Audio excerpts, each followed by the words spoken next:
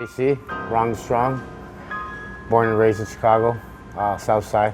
Valerie is my daughter's godmother, and Dee's my daughter's godfather.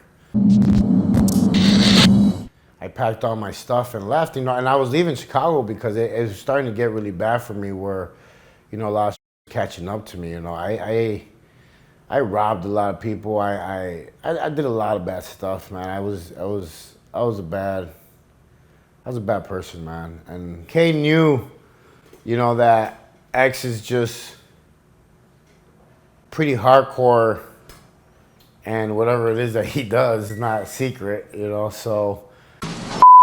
Let's do it every time, man. Every time, man. Every time they do it to me. Rapper DMX found himself in an Arizona courtroom again Tuesday, and he wasn't happy about it.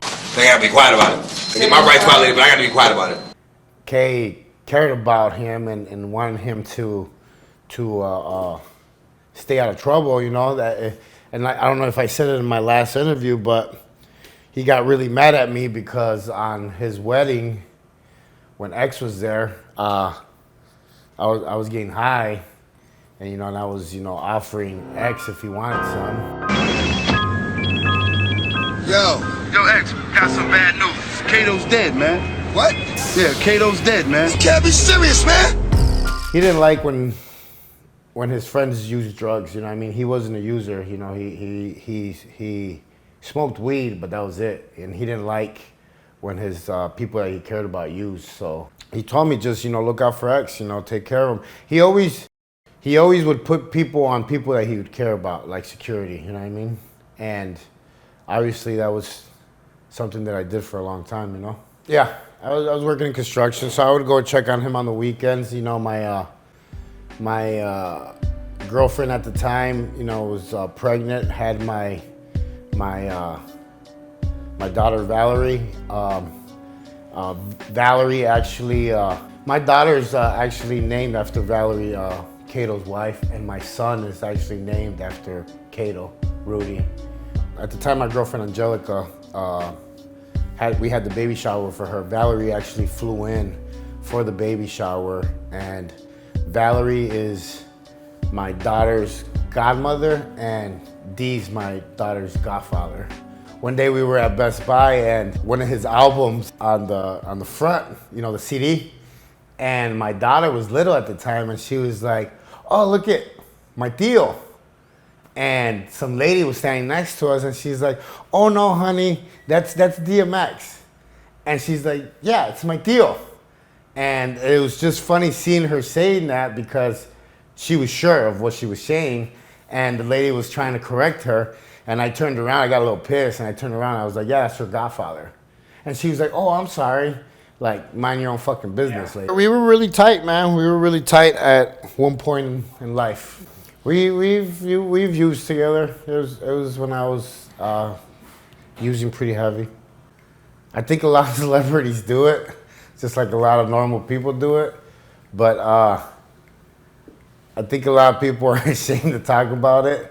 I don't think he's ever been ashamed to talk about it. It's been all over the news and everything. So it's like, at first when I was cleaning up my act and I started WrongToStrong, I was like, should I talk about, my crack use? Should I talk about how I spent, days and nights, locked in the room with the shades down and peeping out the, down under the door and paranoid and afraid? And should I talk about that? Are people going to judge me? And what I realized is that in order for me to help these people get onto the second chapter, I have to actually tell my story and able to help these people change their lives. So I started talking about it. It's nothing that I'm, too proud of. I got high, I smoked crack. I would lock myself in the room with him, and we would, sit there paranoid, and, it was a shitty time. His manager at the time, sometimes would call me, and I would be with a few people that would actually be able to talk some sense into him. So they would call me when he would have to be at the studio and he wasn't there, if I knew where he was at or if I could go get him.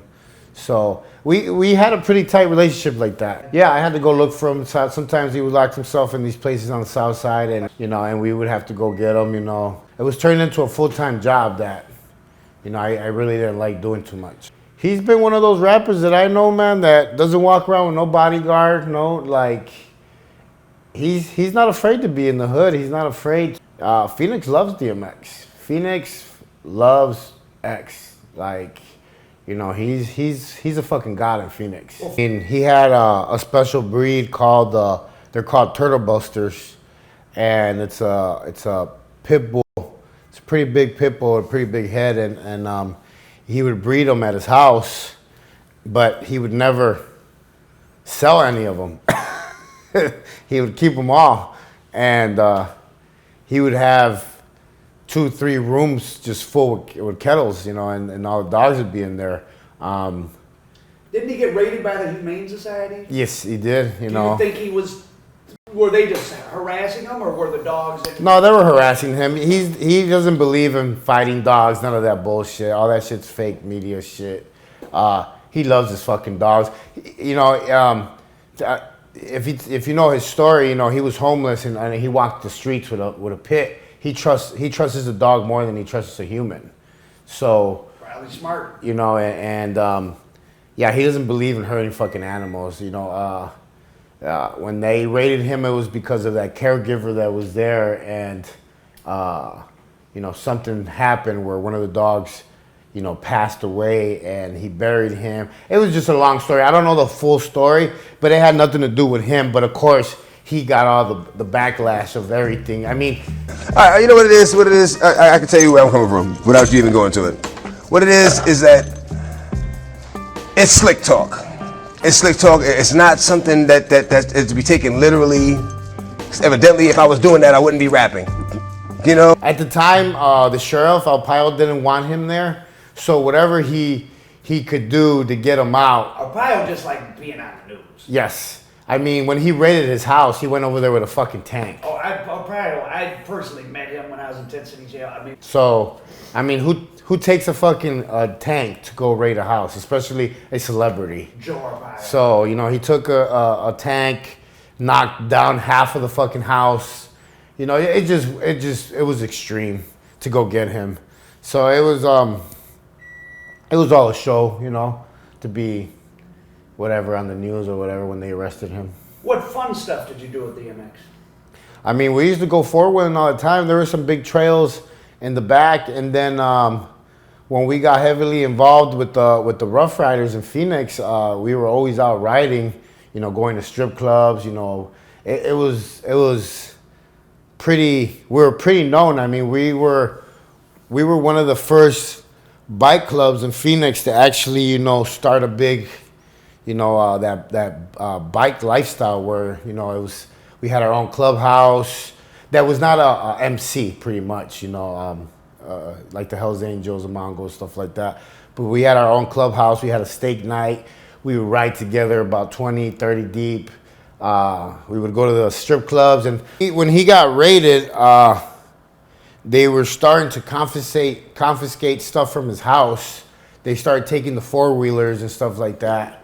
And he asked me to start moving his lowriders out of the house so he wouldn't lose them. And at the time, I was working a normal 9-to-5 job, so I didn't really have money.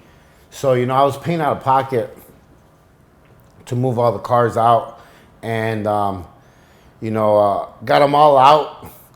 Ended up losing one of the cars. I parked it somewhere I shouldn't have parked it, and I think the girl at the time played me kind of shady, said that somebody towed it, whatever, and I lost one of the cars, and he got all of his feelings about it, and we had a really big fallout, where he thought that I was, taking a car that was, honestly, it was a piece of shit, but, I got to the point where I was like, look, I'm not on your payroll. I'm doing this because you're my friend, so at that time I was like, I'm done. Like, you take care of yourself, I'll see you later. And that was it. Like, after that, I never looked back at trying to do anything for him. How are El Chapo, DMX, and the Four Corner Hustlers gang of Chicago all connected? It's quite an interesting story. I'll make sure that you pay him more this time. So I got 10,000 on my second one, and I'm like, all right, so, you know, what if I can make more?